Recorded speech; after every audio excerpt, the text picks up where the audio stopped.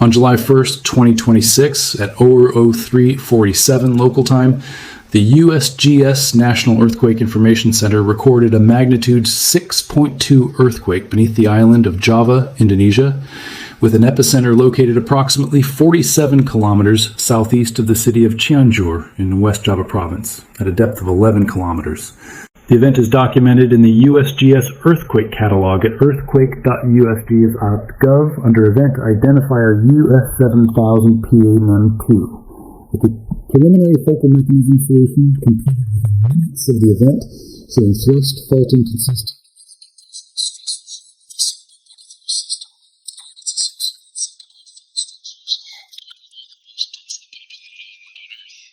Indonesian Meteorological, Climatological, and Geophysical Agency, BMKG, issued its own rapid characterization within 14 minutes of the event's origin time,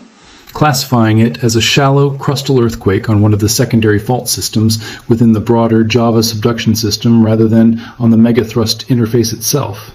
A distinction whose scientific and hazard implications the BMKG technical bulletin addressed with the specific precision that distinguishes a monitoring agency with deep institutional knowledge of a specific regional fault system from a general global catalog. What the BMKG bulletin also noted in the technical discussion that follows the standard location and magnitude parameters in its event characterizations for significant earthquakes within the Indonesian archipelago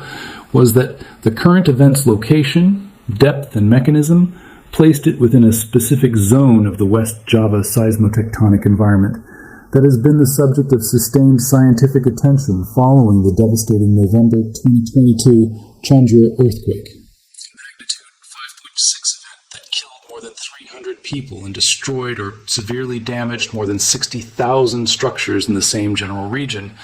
and whose investigation revealed a previously unmapped and subsequently more carefully characterized fault system whose relationship to the broader West Java seismotectonic framework has been the subject of active research since that disaster.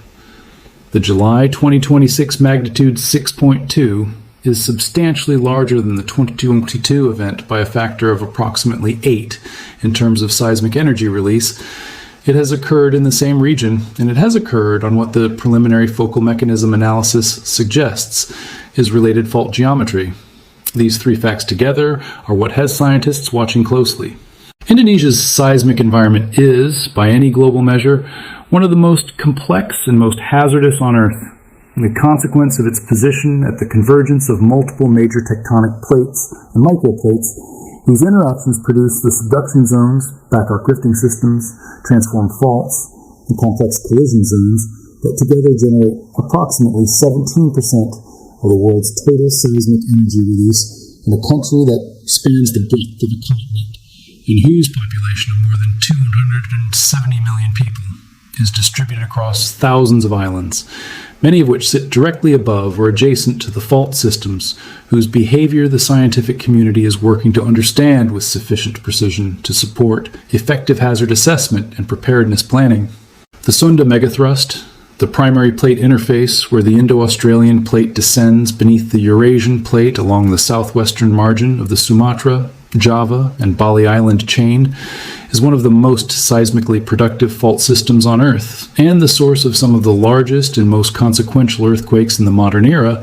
including the 2004 Sumatra Andaman earthquake and its catastrophic tsunami that killed approximately 230,000 people across the Indian Ocean basin,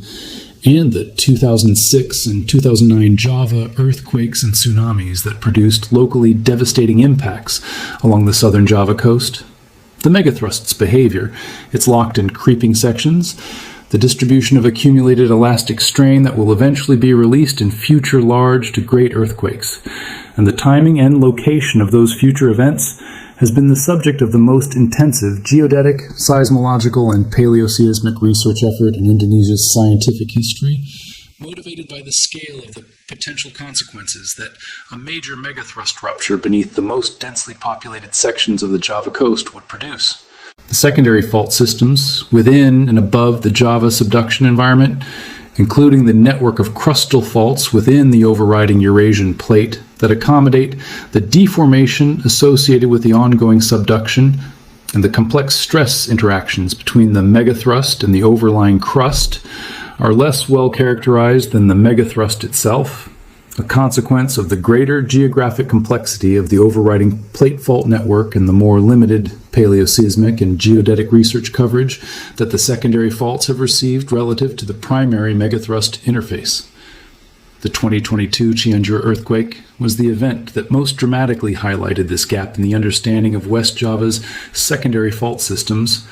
because it occurred on a fault whose existence the scientific community had not fully mapped or characterized before the earthquake revealed it through the pattern of surface rupture and the spatial distribution of the aftershock sequence that the event's aftermath produced. The 2022 Cianjur earthquake and its devastating consequences have a specific and direct relevance to the scientific concern about the July 2026 magnitude 6.2 that requires careful explanation, because the connection between the two events is not simply geographic proximity, but a set of specific tectonic and seismological relationships that the research conducted in the nearly 4 years since the 2022 event has progressively clarified. The 2022 Cianjur earthquake occurred on a fault segment whose character, as subsequent field mapping, satellite geodesy, and aftershock analysis revealed, is part of a broader system of northwest-southeast trending reverse faults and strike-slip faults that cut through the volcanic and sedimentary geology of West Java's highland region. Faults whose formation and current activity are connected to the compressional deformation that the Sunday megathrust's ongoing subduction imposes on the overriding plate. These secondary faults are the crustal expression of the plate convergence above the megathrust, the structures through which the upper plate accommodates the shortening, and the stress that the ongoing subduction generates. And their behavior, including the frequency and magnitude of the earthquakes they produce,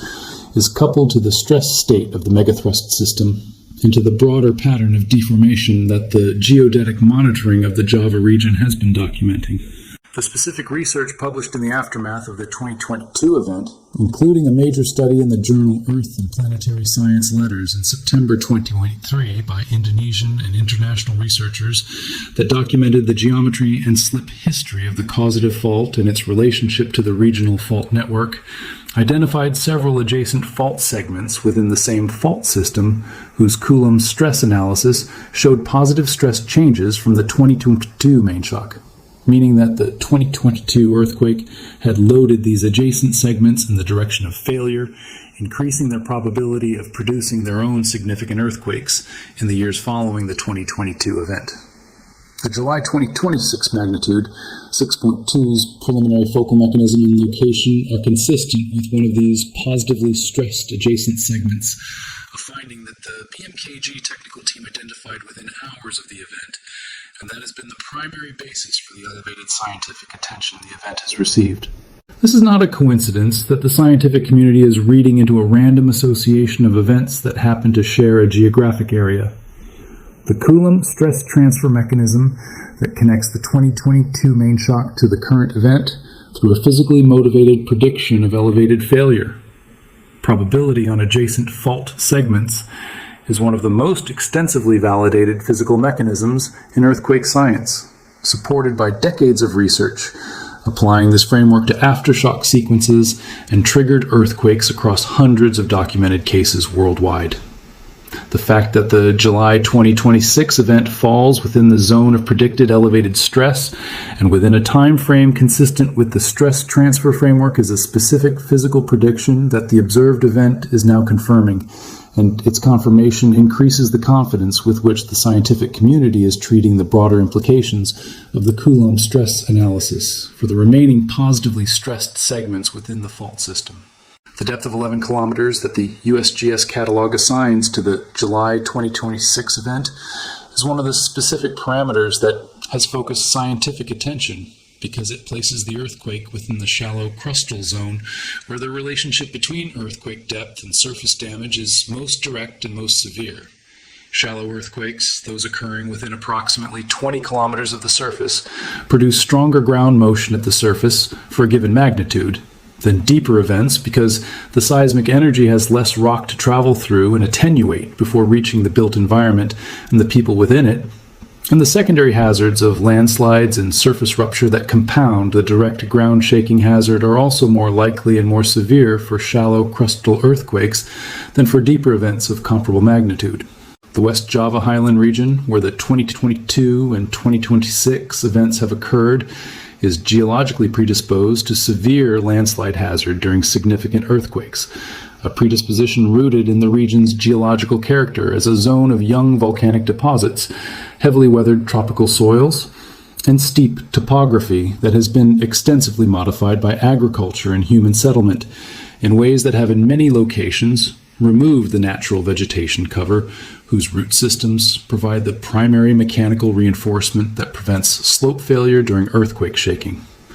The 2022 Cianjur earthquake's death toll, and while directly related to the structural collapse of the poorly constructed masonry buildings that dominate the housing stock of the affected region, was substantially compounded by the earthquake-triggered landslides that buried buildings and blocked roads in the steep terrain surrounding the Cianjur urban area, and the post-event damage assessment specifically documented landslides as a major contributing factor to the spatial distribution of the most severe building and infrastructure damage. The July 2026 event, occurring in the same geologically and topographically similar zone, raises the specific concern about a recurrence of this compound, shaking plus landslide damage pattern. And the BMKG's post-event emergency communication specifically referenced the landslide hazard as a concurrent concern alongside the direct earthquake damage assessment, in language that reflected the institutional learning from the 2022 event about the importance of communicating this specific secondary hazard alongside the primary earthquake impact in the initial minutes and hours following a significant event in this specific regional geological context.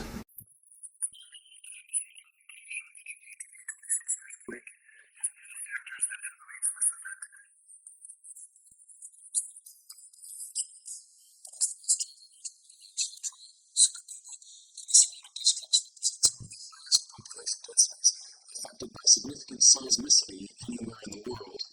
a consequence of both Java's extraordinary overall population density and the specific demographic and agricultural history that has concentrated substantial rural populations in the highland agricultural zones that sit closest to the active fault systems that the current event has ruptured. Java as a whole supports approximately 57% of Indonesia's total population on approximately 7% of the country's land area, a population density that produces the specific combination of large numbers of people in proximity to active fault systems and building stock quality issues that makes earthquake impacts in Java so consistently severe relative to the magnitude of the events producing them. The building vulnerability dimension of this exposure is particularly significant in the context of the 2022 and 2026 events because the housing stock in the rural highland areas where both events are centered is dominated by the type of non-engineered masonry construction, locally called rumah tembok when referring to brick or concrete block walls, that has the most extensively documented vulnerability to earthquake-induced collapse in the Indonesian engineering and post-earthquake assessment literature. A vulnerability rooted in the absence of seismic detailing in the construction, the frequent use of mortar whose quality is highly variable, and the roof framing systems that transfer roof loads to walls in ways that promote catastrophic wall failure during strong ground shaking. The post-earthquake building performance research from the 2022 Cianjur event, published in the journal Earthquake Spectra in 2023 by a team from the Institute Teknologi Bandung and international partners, documented in detail the specific failure modes and the specific construction characteristics that distinguished the buildings that collapsed from those that remained standing in the affected area, producing the kind of specific, actionable technical guidance for building improvement that the Recovery and Reconstruction Program has been working to implement in the affected communities. The degree to which this guidance has been incorporated into the reconstruction that has occurred in the 2022 affected areas in the nearly 4 years since the 2022 event,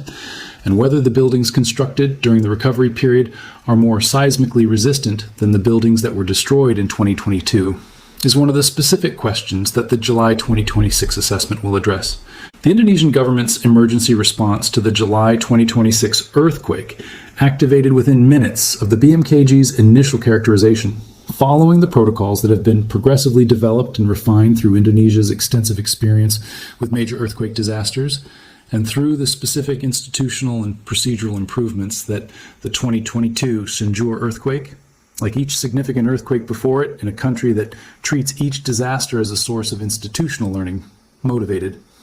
The National Disaster Management Authority, known by its Indonesian acronym BNPB, activated its National Level Emergency Operations Center and began coordinating with the West Java Provincial Disaster Management Agency and the Cianjur District Emergency Management Office within the first hour following the event,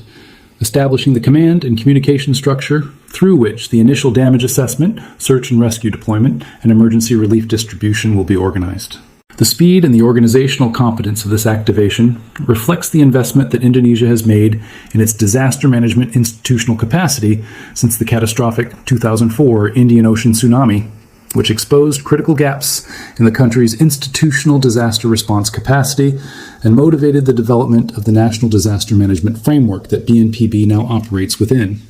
The framework, formalized through national legislation in 2007 and progressively refined through the implementation of the National Disaster Risk Reduction Strategy that aligns with the broader Sendai framework for disaster risk reduction, has produced a substantially more capable institutional response to earthquake disasters than existed in the pre-2004 era, though significant gaps in capacity remain at the local level in many of the most hazard-exposed communities, including some of those affected by the July 2026 event. The search and rescue coordination that the July 2026 event has activated draws on both the National Basarnas, the National Search and Rescue Agency, and the military and police search and rescue assets that the Indonesian Disaster Response Framework deploys to significant earthquake events, a multi-agency coordination whose effectiveness depends on the clarity of the command structure and the communication between the responding agencies that the progressively refined post-disaster operational assessments of previous events have been working to improve. The specific challenges of the West Java highland terrain, where difficult road access and the steep topography that characterizes the affected zone limits the speed with which responders can reach the most severely affected communities. In the hours immediately following a significant earthquake, is a constraint that the operational planning for this specific region explicitly addresses through the pre-positioning of search and rescue equipment and personnel at forward bases that reduce the travel time to the most likely affected areas. The scientific monitoring response to the July 2026 event, coordinated through the BMKG's National Seismic Network and supplemented by the regional networks of research institutions, including the Institut Teknologi Bandung's Volcanology and Geothermal Engineering Program, and the international collaboration networks that have engaged with West Java seismotectonics following the 2022 event, has focused on several specific analytical priorities, whose results will inform both the immediate aftershock hazard assessment and the longer-term scientific understanding of the July 2026 event's place within the broader West Java seismotectonic sequence. The aftershock sequence characterization is the most immediate priority, providing the basis for the operational aftershock probability forecasting that BMKG issues following significant earthquakes to inform both the public and the emergency response agencies about the expected frequency and magnitude distribution of the continued seismicity that will follow the main shock. The aftershock forecasting framework that Indonesia's scientific and operational agencies apply is based on the same Omori-Utsu statistical model discussed extensively in the context of the Japan-Noto Peninsula sequence, and the specific parameters estimated for the July 2026 aftershock sequence from the initial hours of data will be used to provide probabilistic guidance about the expected rate of continued seismicity in the coming days and weeks. The specific concern about the aftershock sequence that distinguishes the July 2026 event from a typical isolated moderate earthquake, beyond the general aftershock hazard concern that applies to any significant earthquake,